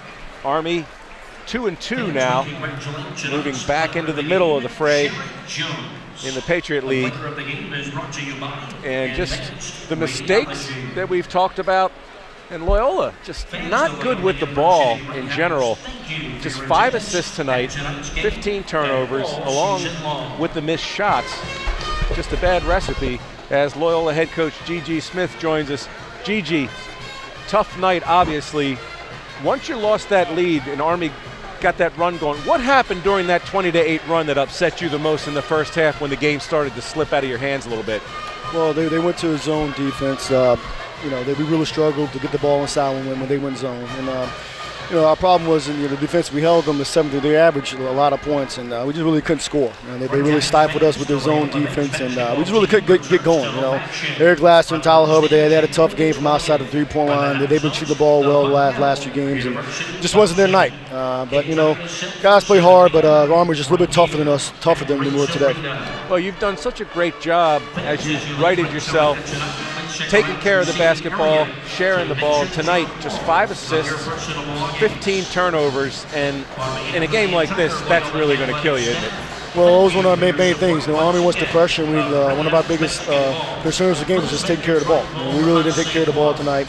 We had 0 assists at halftime, which is really disturbing. So we just really wasn't moving the ball. We had a lot of bad offense today. Defensively, I thought we weren't that bad. We just got to keep scoring when we play a team like Army. We really couldn't score the ball. Now it's bus ride down to play another Service Academy on Wednesday night. You got a surprising Navy team at 3-1. You're 3-1. Bucknell's just above you. I mean, a lot ahead of you. How does that play as the team bounces back and you get ready to practice again on Monday? Well, conference play, every game's a big game. Good thing is you can play everybody once, and then you get to go play them again. So we got a big game Wednesday night. Last year, Navy beat us pretty good at their place, so we got to come ready to play. We got to bounce back. Can't feel sorry for ourselves, and we're still 3-1. I think we're right there in second place behind Bucknell, so we just got to keep playing. Got to keep playing, try to get better. All right, G.G. Smith, thanks very much for stopping by. Coach G.G. Smith in his third season here at Loyola. He's got this team playing some good basketball of late, but tonight, G.G. pretty much hit all the points. Yep. I mean, the quality of the offense suffered at times.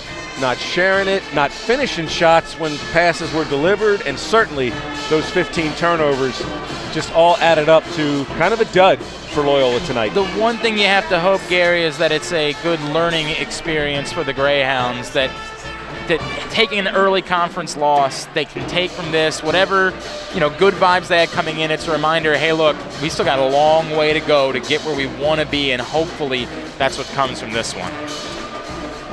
Andre Walker with 17 points led the Greyhounds tonight. Tough shooting night for Andre at 5 for 16. Jarrett Jones had 14. And for Army West Point, familiar names, Kyle Wilson with 15. Tanner Plum, what a second half he had. A game-high 22. Ferguson with 12. Those are names we've heard a lot of. And Army showing that, no, they're struggling a little bit, but Army can get a win on the road any place. And they didn't even really run and gun much tonight and fire the ball like crazy every 10, 12 seconds. They just played really efficient basketball, and they got the win. And they, the thing too, Gary, is that, as I mentioned in Loyola, we still have a lot to learn about everybody in the Patriot League.